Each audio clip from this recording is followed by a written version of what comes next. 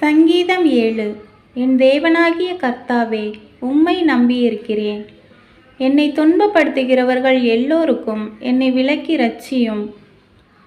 சத்ரு சிங்கம் போல் என் ஆத்துமாவை பிடித்து கொண்டு போய் விடுவிக்கிறவன் இல்லாமையால் அதை பீறாதபடிக்கு என்னை தப்புவியும்.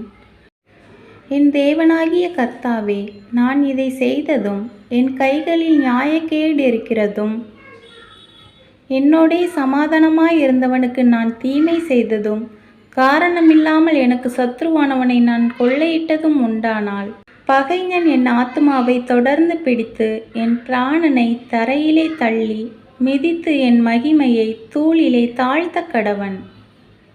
கர்த்தாவே, நீர் உம்முடைய கோபத்தில் எழுந்திருந்து என் சத்துருக்களுடைய மூர்க்கங்களின் நிமித்தம் உம்மை உயர்த்தி எனக்காக விழித்து கொள்ளும். நியாய தீர்ப்பை நியமித்திருக்கிறீரே. ஜனக்கூட்டம் உம்மை சூழ்ந்து கொள்ளும். அவர்களுக்காக திரும்பவும் உன்னதத்திற்கு எழுந்தருளும். கர்த்தர் ஜனங்களுக்கு நியாயம் செய்வார். கர்த்தாவே, என் நீதியின்படியும் என்னிலுள்ள உண்மையின்படியும் எனக்கு நியாயம் செய்யும். துன்மார்க்கனுடைய பொல்லாங்கை ஒழிய பண்ணும். நீதிமானை ஸ்திரப்படுத்துவீராக. நீதியுள்ளவராயிருக்கிற தேவரீர் இருதயங்களையும் உள்ளிந்திரியங்களையும் சோதித்தருகிறவர்.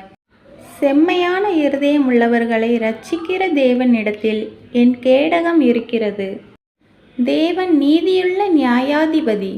அவர் நாள்தோறும் பாவியின் மேல் சினம் கொள்ளுகிற தேவன். அவன் மனம் திரும்பாவிட்டால் அவர் தம்முடைய பட்டயத்தை கருக்காக்குவார். அவர் தம்முடைய வில்லை நாணேற்றி அதை ஆயத்தப்படுத்தி இருக்கிறார். அவனுக்கு மரண ஆயுதங்களை ஆயத்தம் பண்ணினார். தம்முடைய அம்புகளை அக்கினி அம்புகளாக்கினார்.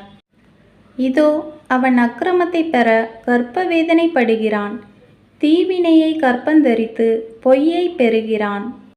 குழியை வெட்டி அதை ஆழமாக்கினான்.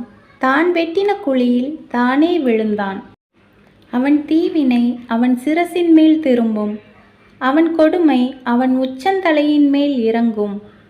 நான் கர்த்தரை அவருடைய நீதியின்படி துதித்து உன்னதமான கர்த்தருடைய நாமத்தை கீர்த்தனம் பண்ணுவேன். ஆமேன்.